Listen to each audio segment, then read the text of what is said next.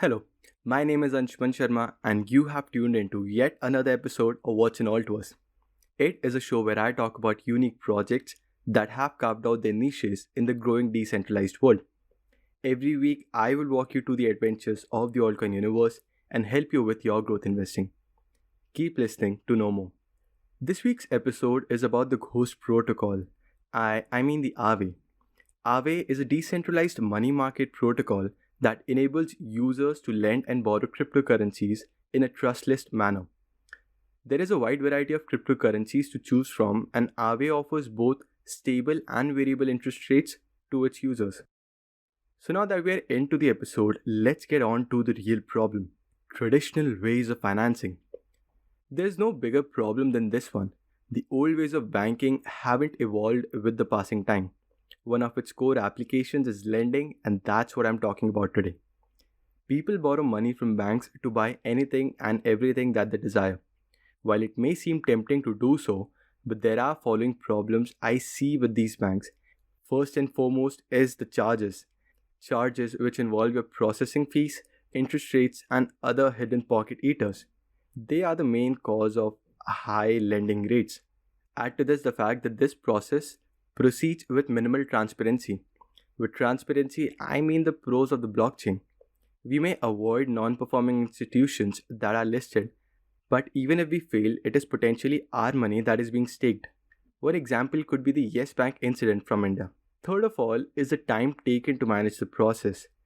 Last of all is the fact that the custodian of your asset changes from you to the institution that lends you the money. Say, for example, you lived in India and you wished to take up a personal loan or an educational loan for that matter. A personal loan in a private bank may charge you with interest rates as low as 10% and up and above. This interest rate backs up the manpower required to surface the loan to you, to cover up the cost to bring that bank to you, or in short, the advertisement costs and other costs. The interest rates and inconsistent application eligibility definitely has to be pain-killing to the borrowers in order to benefit these institutional lenders. Most of these loans are not collateralized or maybe under collateralized. In the event of a mismanagement, the whole system can wreck you and your money down. This is where I introduce you to the AAVE protocol. AAVE is a decentralized lending platform that allows users to lend, borrow, and earn interest on crypto assets without having the need to dilute them in order to buy that microwave that you've been dreaming for, or maybe not a microwave. It does not require you to have a KYC done in order to perform the before mentioned activities. So, all lending on AAVE takes place without any middlemen or banks. Instead, all assets are managed by a feature of blockchain technology, which is known as smart contracts. So, with smart contracts, users rely on a network of computers that run AAVE and a series of algorithms to handle deals without having to trust or pay any institution or person to take care of their funds. So, you are essentially cutting down the third party institutions. To understand how AAVE was visioned, we need to understand that finance is not a new concept. It has been here for ages, but it hasn't been evolved. Similarly, AAVE started as ETHLend, which was a peer-to-peer lending solution that matched the lender individually to a borrower. One of the main drawbacks of this strategy was the lack of liquidity and was unattractive to the customers. This changed when ETHLend rebranded itself as AAVE. This was a pivoting point because now the protocol was based on a pooled liquidity rather than individual liquidity providers. I'll brief you on how this works, but before, let's understand a few basic concepts. First on the table is an over-collateralized loan. What is an over-collateralized loan? In simple words, it is a loan where you keep a collateral that is worth more than the amount you intend to borrow. An example could be of you wanting to borrow $100, but the protocol requires you to deposit or keep in a collateral that is worth $120. This is an over-collateralized loan. Next, we have the loan to value ratio. It is simply a ratio that tells you what part of the collateral you can borrow. Now you probably will better understand the coming paragraphs. So with AAVE, you're not matching a lender to a borrower. AAVE essentially creates a pool of cryptocurrencies where people can deposit eligible coins or tokens for lending and to earn interest on it. Now those who wish to borrow can collateralize their cryptocurrencies in the respective pool and borrow against it. Although borrowing is limited to the loan to value ratio, it may change according to the market sentiments and whether you hold the AAVE coin. That's right, AAVE coin is the god coin in the Ghost protocol. Interest rates and earn rates on these loans are determined algorithmically and on the basis of available funds in a pool. The interest rates will be high for borrowers and consequently higher earn rates for lenders in case the pool funds keep on decreasing and vice versa. Now that we have a basic idea what AAVE protocol is, let's simply understand how it works. In AAVE, all the lending pools are fundamentally based on the concept of reserves. There are multiple reserves of multiple currencies slash tokens. The total of all these currencies in ETH is termed as total liquidity. I'll explain what is total liquidity with a small example. Say you buy 10 stocks of Apple and 5 grams of gold. Though these are different investment instruments, their value is based on the US dollar. Similarly, when different cryptocurrencies are deposited in these reserves, their value based on Ethereum is termed as the total liquidity.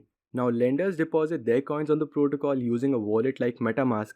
Users can then borrow these coins slash tokens granted that they lock in or deposit a greater value as collateral. This helps to secure the lender's investment and to safeguard the protocol from unsolicited lending, such as in the case of traditional financing. Every position can be opened with a stable or variable rate, depending upon your appetite for risk in terms of market volatility. There is no time duration to return the loaned amount as compared to the traditional banking system, where the principal plus the interest is automatically deducted from your bank account. But this does not mean that you can delay the repayment of your loan for an indefinite period. All AAVE loans are characterized by a health factor. The health factor of your loan decreases over time with accrual of interest. Based on programmed uncertainty events, the protocol will dilute your collateral to make up for the loss. This was how AAVE functioned in lending and borrowing sector. But how does AAVE facilitate this? In traditional finance, you receive the fiat currency in exchange for the collateral that you deposit with the institution. But to facilitate lending and borrowing, AAVE issues two types of tokens. A tokens, which helps lenders to collect interest on deposits, and AAVE tokens, which are native tokens of AAVE network. AAVE's interest-bearing tokens, or A tokens for short, are minted upon deposit and burned when redeemed. This is a special token which is pegged 1:1 to the value of the underlying asset that is deposited in the AAVE protocol. A tokens such as DAI can be freely stored, transferred, and traded.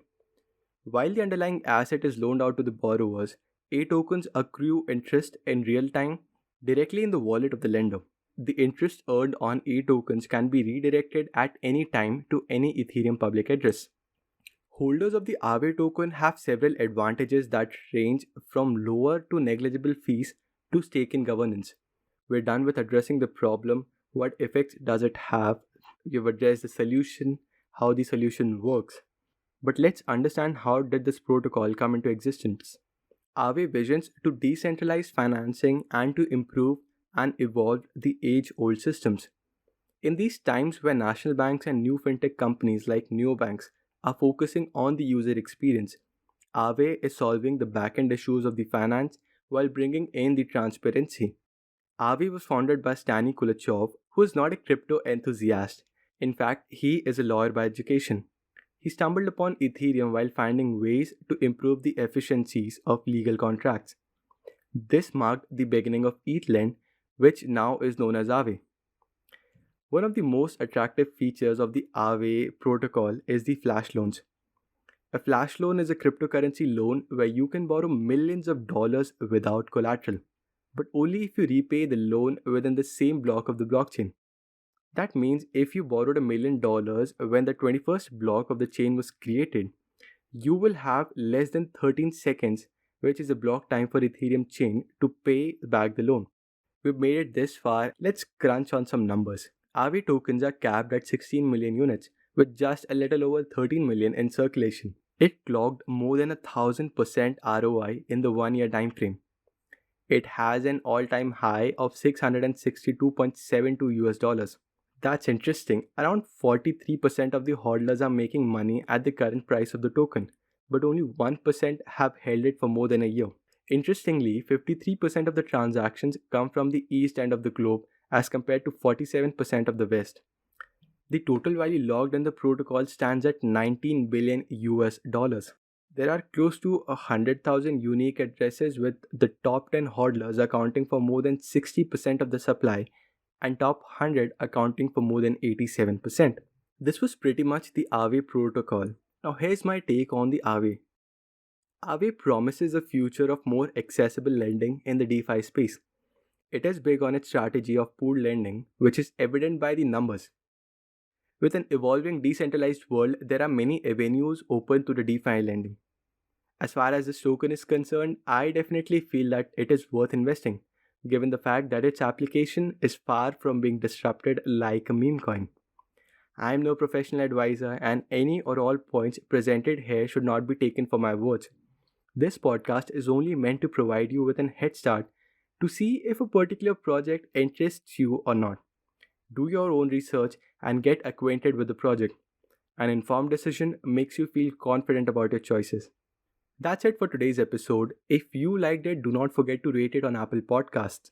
Do not forget to follow this podcast on Spotify and Google Podcast and other platforms that you're listening it to on. Feel free to follow this podcast and me using the social handles given in the description box. Until next time, keep exploring, keep investing, and have a great day.